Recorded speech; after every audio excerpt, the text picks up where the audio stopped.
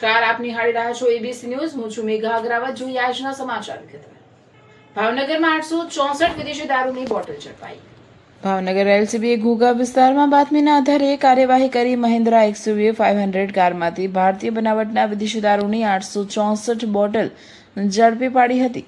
દારૂની કિંમત 1,07,856 સહિત કાર અને મોબાઈલ મળી કુલ 4,17,856નો મુદ્દામાલ કબજે કરાયો છે. પોલીસે હરેશ કાનજી આસુદરિયાને ઝડપી પાડ્યો છે, જ્યારે પરેશ દામજીભાઈ શિયાળને ઝડપી પાડવા કાર્યવાહી હાથ ધરાઈ છે. ઘોઘા પોલીસ સ્ટેશનમાં ગુનો નોંધી વધુ તપાસ હાથ ધરાઈ છે. રિપોર્ટર ફિરોજભાઈ સેલોદ.